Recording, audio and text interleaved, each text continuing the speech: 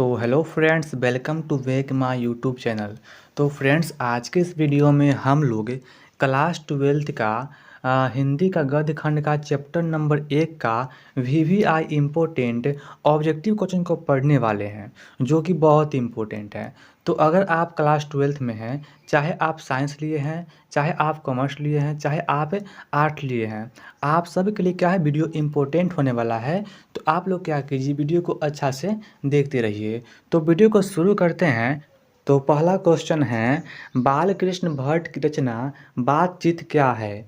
तो बातचीत एक प्रकार के क्या है, ललित निबंध है। तो ऑप्शन नंबर डी इसका आंसर हो जाएगा। ठीक है, आगे बढ़ते हैं 2 नंबर में। इसमें क्या कर रहा है, बालकृष्ण भट्ट किस युग के निबंधकार हैं? तो इसका आंसर होगा ऑप्शन नंबर बी, भारतेंदु युग के हैं। ऑप्शन नंबर बी इसका आंसर हो जाएगा।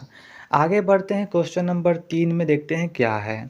इसमें क्या है, मनुष्य की बातचीत का उत्तम तरीका क्या है?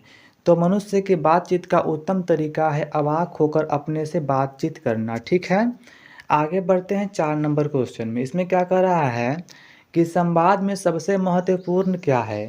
आप लोगों को पता होगा, संवाद में सबसे महत्वपूर्ण है आत्मीयता। ऑप्शन नंबर सी इसका आंसर होगा आत्मीयता। ठीक है, आगे बढ़ते हैं 5 नंबर में। इसमें क्या है, बालकृष्ण भट्ट का जन्म कब हुआ था? तो इसका आंसर हो जाएगा ऑप्शन नंबर बी, 23 जून 1844 ईस्वी को। तो ऑप्शन नंबर बी इसका आंसर हो जाएगा। ठीक है, आगे बढ़ते हैं 6 नंबर क्वेश्चन में, देखते हैं क्या दिया हुआ है। इसमें क्या है, संयोगिता स्वयंवर रचना है किसका है? तो इसका आंसर हो जाएगा ऑप्शन नंबर सी, श्रीनिवास दास जी का है। तो ऑप्शन नंबर सी इसका आंसर हो जाएगा। ठीक है, अब आगे बढ़ते हैं। इसमें क्या कर रहा है देखते हैं। इसमें क्या है, कौन सी रचना बालकृष्ण भट्ट का नहीं है? तो ऑप्शन नंबर ए दिया हुआ है, नूतन ब्रह्मचारी, जो कि इन्हीं का है। 100 अजान एक सुजान इन्हीं का है। सद्भाव का अभाव भी इनका ही है। लेकिन जो ऑप्शन नंबर डी में दिया हुआ है, परीक्षा गुरु, वो इनका नहीं है। तो ऑप्शन नंबर डी इसका आंसर हो जाएगा, परीक्षा गुरु। ठीक है, अब आगे बढ़ते हैं 8 नंबर में। इसमें क्या है, कौन सी रचना बालकृष्ण भट्ट जी का है? आप लोगों को पता होगा, जो आपका रेल का विकट खेल है, वो इन्हीं का है। तो ऑप्शन नंबर ए इसका आंसर हो जाएगा। अब आगे बढ़ते हैं क्वेश्चन नंबर 9 में।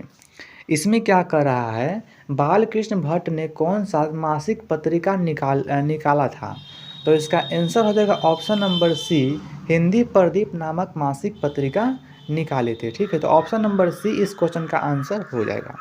आगे बढ़ते हैं 10 नंबर में। इसमें क्या कह रहा है, बातचीत किस विद्या की रचना है? तो आप लोग को पता है, आप लोग को पहले बताए हैं शुरू में ही कि बातचीत एक क्या है, निबंध है। तो ऑप्शन नंबर डी इसका आंसर हो जाएगा, बातचीत एक निबंध की विद्या है। ठीक है, तो ऑप्शन नंबर डी इसका आंसर होगा, क्या होगा, निबंध है। ठीक है, आगे बढ़ते हैं क्वेश्चन नंबर कितना में, तो 11 में। इसमें क्या कह रहा है, रॉबिन्सन क्रूसो ने 16 वर्ष के उपरांत किसके मुख से एक बात सुनी थी? तो इसका आंसर हो जाएगा ऑप्शन नंबर ए, फ्राइडे के मुख से बात सुनी थी। ठीक, ऑप्शन नंबर ए इसका आंसर हो जाएगा फ्राइडे। ठीक है, आगे बढ़ते हैं 12 नंबर में। इसमें क्या है, बातचीत शीर्षक निबंध के निबंधकार कौन है? मतलब कि बातचीत के लेखक कौन है, किसने लिखा है? वेरी सिंपल क्वेश्चन है, आप लोग को पता होगा, बालकृष्ण भट्ट जो इनका लेखक है। तो ऑप्शन नंबर डी इसका आंसर होगा, निबंधकार है बालकृष्ण भट्ट। ठीक है, आगे बढ़ते हैं 13 में। इसमें क्या है, बातचीत के माध्यम से बालकृष्ण भट्ट क्या बतलाना चाहते हैं? तो देखिए, बातचीत के माध्यम से जो बालकृष्ण भट्ट जी हैं, वो बातचीत की शैली को बतलाना चाहते हैं। तो ऑप्शन नंबर ए इसका आंसर हो जाएगा। ठीक है, बातचीत की शैली को। आगे बढ़ते हैं 14 नंबर में। इसमें है, भट्ट जी को किसने अंग्रेजी साहित्य के एडिशन और स्टील की श्रेणी में रखा है? तो इसका आंसर क्या होगा, इसका आंसर आप लोगों को पता होना चाहिए। ऑप्शन नंबर इसका हो जाएगा सी, रामचंद्र शुक्ल, जो जिसने भट्ट जी को क्या कहा है, स्टील, मतलब कि भट्ट जी को अंग्रेजी साहित्य के एडिशन और स्टील श्रेणी में रखा है। तो ऑप्शन नंबर सी इसका आंसर हो जाएगा, रामचंद्र शुक्ल। आगे बढ़ते हैं 15 नंबर में।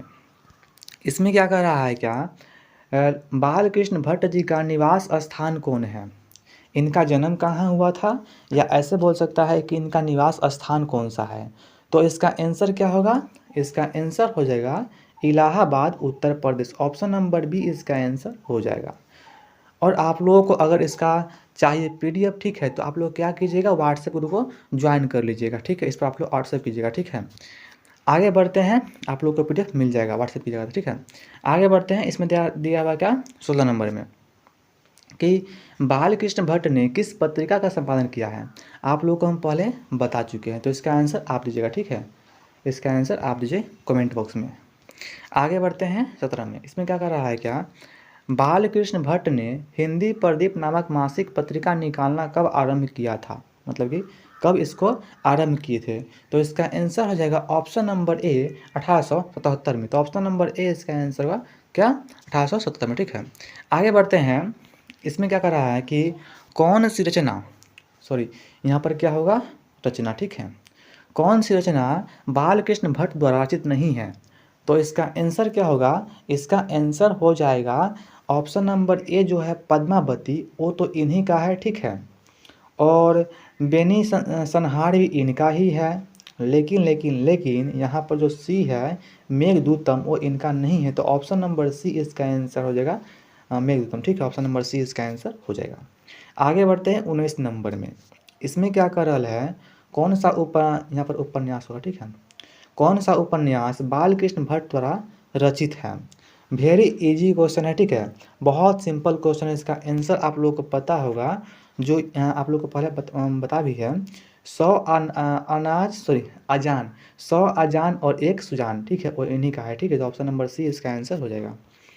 अब आगे बढ़ते हैं क्वेश्चन नंबर 20 में, इसमें है नाटक के प्रारंभ में होने वाले मंगल पाठ को क्या कहा जाता है। बहुत ही सिंपल क्वेश्चन है। नाटक के प्रारंभ में होने वाले मंगल पाठ को कहते हैं नंदी पाठ। ऑप्शन नंबर बी इसका आंसर हो जाएगा, ठीक है।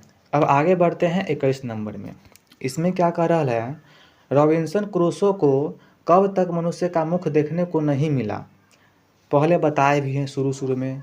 तो इसका आंसर क्या होगा 16 वर्ष तक। ऑप्शन नंबर सी इसका आंसर हो जाएगा, ठीक है। आगे बढ़ते हैं 22 नंबर में, बोलने से ही मनुष्य के रूप का साक्षात्कार होता है, यह किसने कहा है। तो यह कहा है एडिसन ने। ऑप्शन नंबर ए इसका आंसर होगा एडिसन कहा है, ठीक है। सॉरी, यहाँ पर हो जाएगा बोलने से ही मनुष्य के रूप का साक्षात्कार होता है। तो इसका आंसर हमको कन्फ्यूजन में लग रहा है। तो इसका देखिए, जो 22 में है ना, बोलने से ही मनुष्य के रूप का साक्षात्कार होता है, इसका आंसर होगा वेन जॉनसन, ठीक है। इसका आंसर क्या होगा, इसका आंसर होगा वेन जॉनसन। लेकिन यहाँ पर जो दिया हुआ है, असल बातचीत सिर्फ और सिर्फ दो व्यक्ति के बीच ही हो सकता है, इसका आंसर होगा एडिसन, ठीक है। तो ऑप्शन नंबर ए इसका आंसर हो जाएगा, ठीक है। और इसका क्या होगा 22 का, ऑप्शन नंबर बी होगा बेन जॉनसन, ठीक है। अब आगे बढ़ते हैं क्वेश्चन नंबर 24 में, इसमें क्या कह रहा है, एडिसन के अनुसार असल बातचीत कितने लोगों के बीच हो सकती है। भाई एडिसन के अनुसार असल बातचीत सिर्फ और सिर्फ दो लोगों के बीच ही हो सकती है, तीसरा आएगा तो बात यहाँ से वहाँ चला जाएगा, ठीक है। ऑप्शन नंबर ए इसका आंसर हो जाएगा। आगे बढ़ते हैं क्वेश्चन नंबर 25 में, इसमें क्या कह रहा है, बातचीत से मन किस प्रकार हो जाता है। जब आप बात करते होंगे दोस्त से, घर वालों से, या किसी से भी, तो आपका मन कैसा हो जाता है, आपका मन बहुत ही हल्का और स्वच्छ हो जाता है। तो ऑप्शन नंबर सी इसका आंसर होगा हल्का और स्वच्छ, ठीक है। आगे बढ़ते हैं क्वेश्चन नंबर 26 में, किसके न होने से सृष्टि गूंगी प्रतीत होती। वह कौन सा चीज़ है जिसके न होने से पूरी सृष्टि गूंगी प्रतीत होती। तो इसका आंसर हो जाएगा ऑप्शन नंबर बी वाक शक्ति। ऑप्शन नंबर बी इसका आंसर बहुत ही सिंपल आंसर है, ठीक है, हो जाएगा ऑप्शन नंबर बी। अब आगे बढ़ते हैं क्वेश्चन नंबर कितना 27 में, आर्ट ऑफ कन्वर्सेशन कहाँ के लोगों में सर्वाधिक प्रचलित है।